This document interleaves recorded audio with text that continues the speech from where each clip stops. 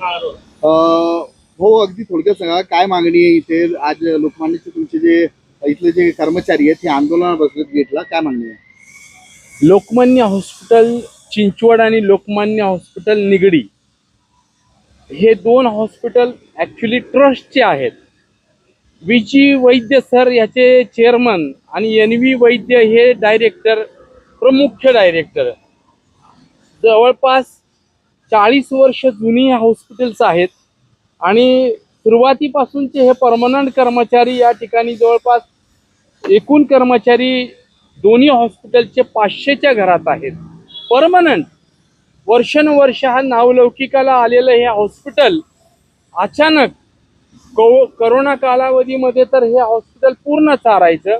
या लोकांनी रात्रंदिवस हॉस्पिटलच्या कल्याणासाठी प्रयत्न केले, प्रगतीसाठी स्वतःची प्राणाची बाजी लावली आणि अचानक काय दुर्बुद्धी सुचली, हे ट्रस्टचे हॉस्पिटल्स अचानक त्यांनी विकायला काढली, हँडओव्हर दुसऱ्याला करायला काढली आणि आता हे हॉस्पिटल सह्याद्री ग्रुपने घेतलेलं आहे असं कळलंय.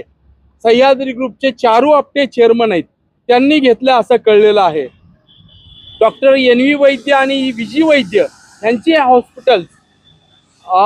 सगळ्यात महत्त्वाचं, सह्याद्री ग्रुपनी सांगितलं ह्या हॉस्पिटलला की तुम्ही माणसं सगळी काढून द्या, आम्हाला कॉन्ट्रॅक्टमध्ये भरायचे, परमनंट नकोय. एकाच दिवसामध्ये 450 कामगार देशोधडीला लावले.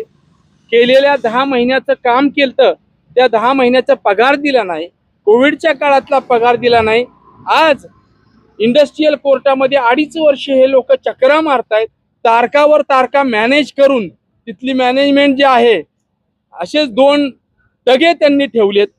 एक मॅनेजमेंटनी जे फक्त तिथं मॅनेज करतात, वरती तारका घेणे वकिलांमार्फत सगळं, आणि ह्या कामगारांना देशोधडीला लावलंय.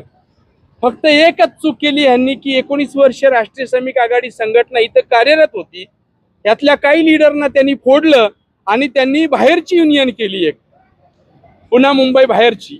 आणि त्या युनियननी इकडे गेल्याबरोबर 450-500 कामगारांचा कार्यक्रम झाला आणि त्यामुळे आज या ठिकाणी जे काही पगार 10-11 महिने नसल्यामुळे उपासमार चालू आहे. पुन्हा आज आंदोलनं चालू आहेत.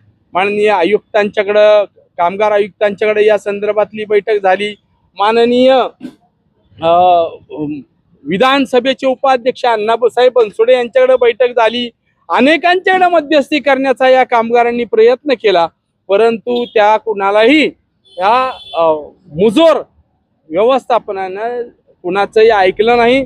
आज उपासमार चालू आहे पगार मिळावा म्हणून. पोलिसांनी पण त्यांना सांगितलं त्यांचं काम केलेल्याचा पगार तरी 10 महिन्याचा द्या. पोलीस सुद्धा सांगितले त्यांना. आता इथनं सगळी मॅनेजमेंट गायब झालेली आहे, कुणी आता राहिलेलं नाही, पळून गेले सगळे. आणि आम्ही इथं आंदोलन चालू आहे.